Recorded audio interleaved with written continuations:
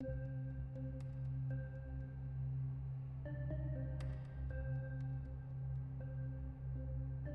everyone, and welcome to Art a la Carte. This is my 5th submission to the YouTube Artist Collective. For those of you who maybe don't know what the YouTube Artist Collective is, it's a group of artists from all around the world who every few months have a theme chosen for them, and we create a picture based on that theme.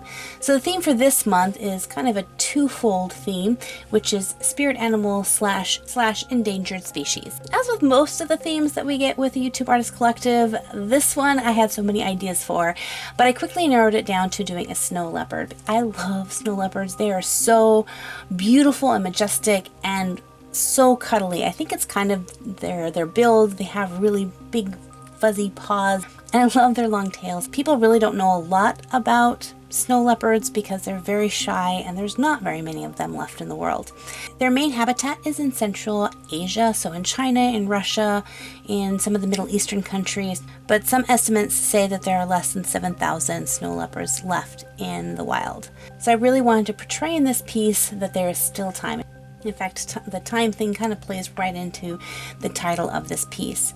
So I decided to have the snow leopard holding an hourglass, which I love anything that has to do with time, like with hourglasses or clocks or pocket watches. And if you guys have followed any of my artwork, you know that that kind of runs a fun theme in several of my pieces. Once I had the thumbnail sketch done, I transferred that over onto a 9x12 mixed media picture. I wasn't sure exactly what art supply I wanted to use with this, and I decided to start with Copic markers because I can always add colors on top of that. So Copic markers take colored pencils really well. You can work watercolor on top of that, but you can't lay down colored pencils and then try to lay Copics over top of them. Yeah, Copics don't like to go on top of colored pencils. In the end, I actually stuck mostly with colored pencils and added a few other things towards the very end, which I'll talk about when I get there. But this is a slow and tedious process of using all the lightest shades that I had and layering in this color, going as slow as possible. And really it was painstaking, but I really feel that as much time as I had to put into this, that the piece really turned out good. So don't be afraid to put that extra time and effort into a piece and not rush it. So while you watch me putting these endless layers of light tones in here, let me talk a little bit about the snow leopard.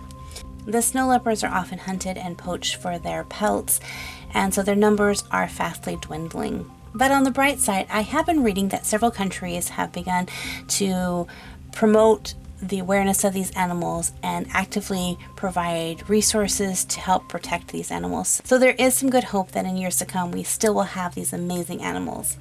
Speaking of these amazing animals, their amazing spots were almost the death of me. It was really hard to create the kind of spot that I wanted. I knew I didn't want to create them just using black, because really if you look at the photos of them, they're really this nice dark brown, but when the light hits them, they get this kind of goldeny color, and when the shadows hit them, they turn kind of bluish. So I tried several different techniques to try to get just the right kind of spot without washing it out, without having it too bold, and I finally found the perfect method. So what I ended up doing to create the spots was I used an E79, which is really dark brown, to create the initial shape of the spot. Then I would go in with a W9, which is a really dark warm gray, and kind of shade in the inside of that spot. Then I would take a BG72, which is kind of a desaturated bluish green color, to create a nice dark shadow around it, and then lighten that shadow with the BG70, which is a really light shade of that.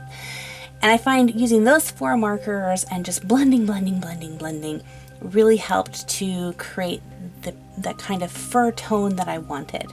But also the nice thing about the spots on a snow leopard is they are not symmetrical.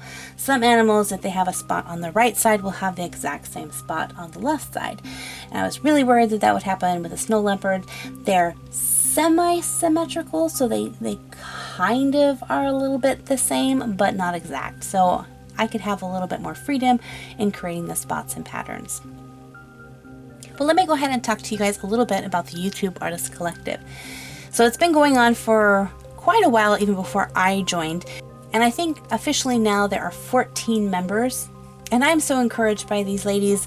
Now, I have seen a few sneak peeks of some of these ladies' pieces, and I tell you, I cannot wait to watch these videos. I'm going to leave a link to a playlist where I'm going to have all of the videos from the YouTube Artist Collective from this month and from the last collective as well, so you can just go ahead and binge watch through all of them. The artists that participated in the YouTube Artist Collective this month were Monique Renee, Chloe Rose Art, Hello Alice, Jelly Bee, Zyra Baines, Lemony Crescent, Bailey J, Mira Byler, Saphira Liu, Christy Partridge Art, and Danica Stills. So again, if you guys haven't checked out their channels before, I highly recommend it. And when you do, if you'd like to leave a little comment, let them know that Art a la Carte says hi. I would love that. So maybe some of you guys are wondering, how do we choose the themes for each month? Well, actually, we don't really choose them. You guys do. So if you guys would like to help choose the next theme for the YouTube Artist Collective, I'll leave a link to our official Facebook page.